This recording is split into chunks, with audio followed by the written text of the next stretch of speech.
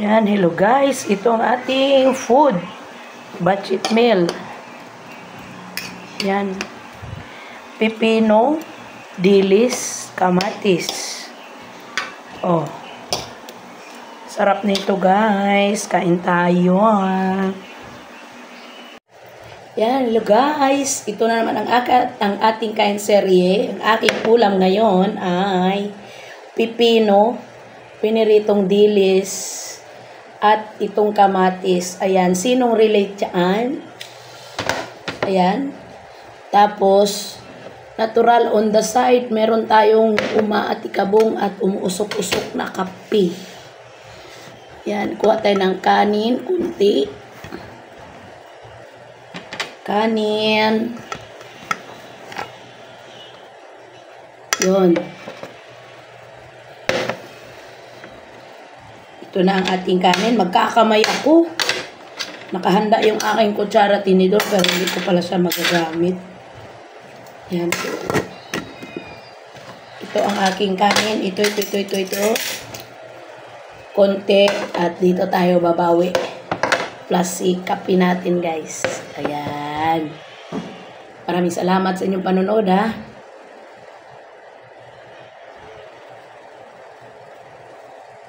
Yan, salamat sa grasya, Lord. Ating ulam, Lord, is pipino. Yan, nilagyan ko ng suka.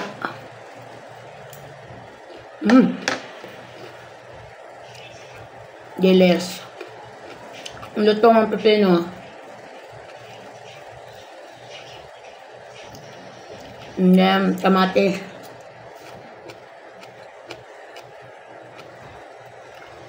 Yan. Kapag maiksi ang kumot, mamaluktot.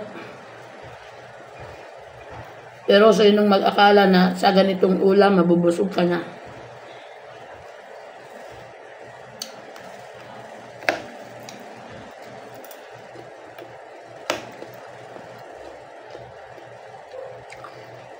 Ang dilis, sarap, malutong.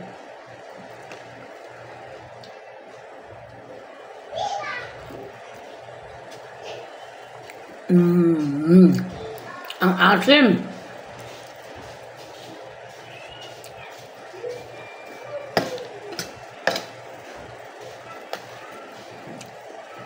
Ang asim ng suka na nakalagay sa pipino.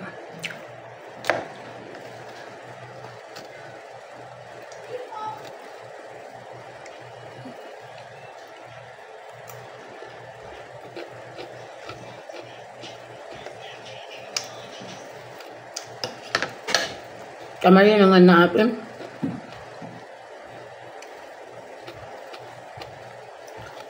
Ayun taga guys. Nakakalaway ang aking ulam. Asim kilig.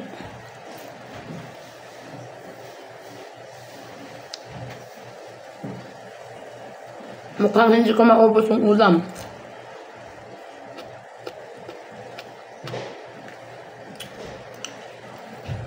Dilis.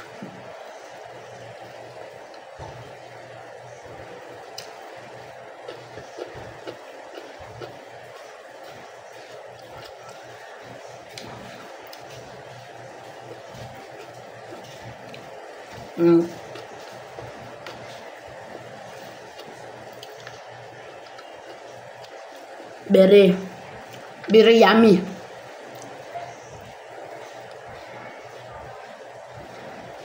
Yung ating kamatis, tinanggalan ko ng buto.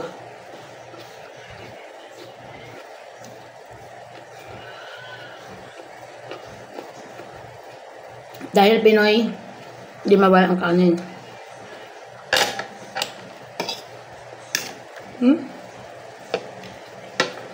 Parang kinilaw na tuyong dilis.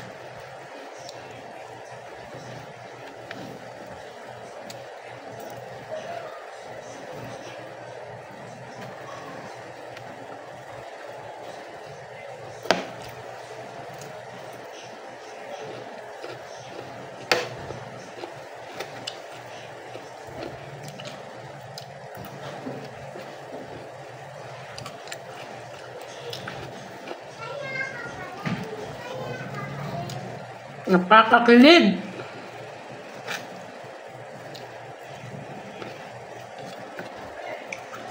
Yun lang ang kanin ko. Hindi na magdagdag. Kasi gabi ngayon.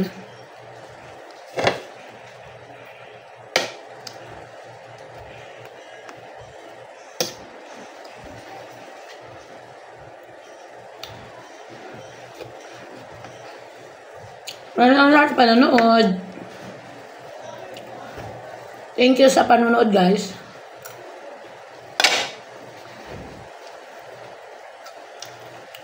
Kape.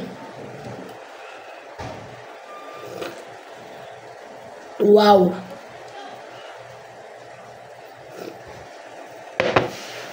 Try nyong iulam. Maliligayahan kayo. At saka tipid.